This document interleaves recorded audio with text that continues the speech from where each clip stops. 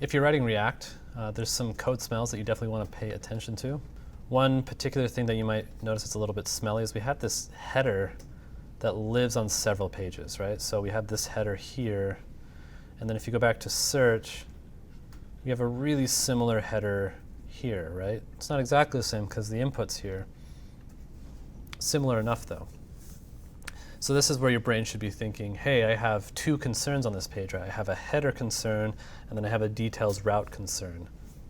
So what I should be doing here is I should be abstracting this out so that I can have a reusable header component that I can just drop into multiple pages. So let's go give that a shot.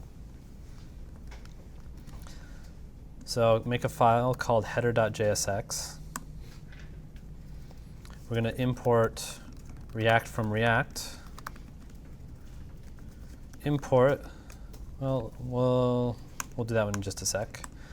And we're going to say const header equals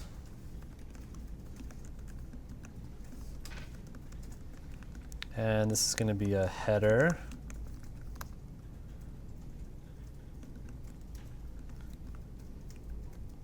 and with an h1, which is going to be to S-video.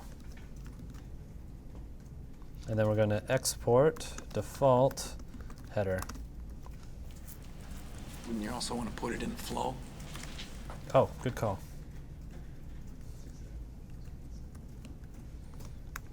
Something I often forget to do. In fact, when I was writing this code, I forgot to opt part of the course into flow, and I ended up having to rewrite a good, I don't know, 10% of the course because I just forgot to opt it into flow. So it is something that I often forget. Okay, so go back to details real quick. And now we have this nice header component. So we can import header from ./header. And then we can just replace this with a header like that. Something I haven't mentioned yet. Notice that I'm always calling my personal components with a capital letter. Not only is that convention, it's actually required and enforced by React now. If you put it as like div like this or x something, right? It's going to literally output an x something tag to the DOM. So it's assuming that if it's lowercase, you want that literally to be the tag name. And if it's uppercase, that it's a composite component or something that you've created, right? The one exception is like, say I was passing in like an anonymous component from the parent, and it was like this dot props dot passed in component like that, right? Obviously you can't have dots in HTML tags, so it knows like, oh, okay, this is actually going to be an anonymous component. That's the one exception to that rule.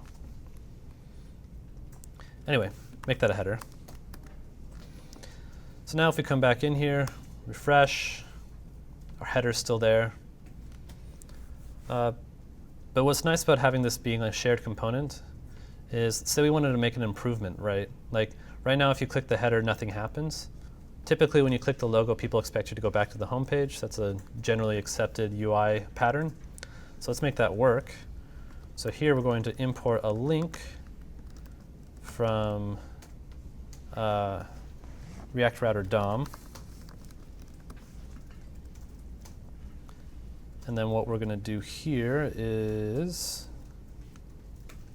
inside of the H1, going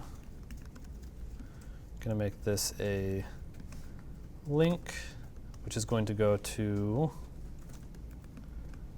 slash.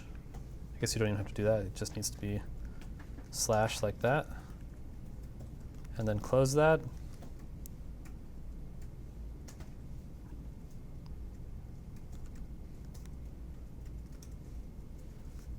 What did I do here?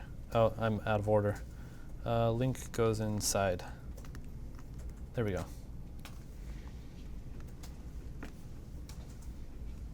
So now if I save that, refresh over here, now I can click on the header and it'll take me back to landing. So again, that's one of the big advantages of abstracting components out and reusing them, is you can upgrade one thing and upgrade it across the site.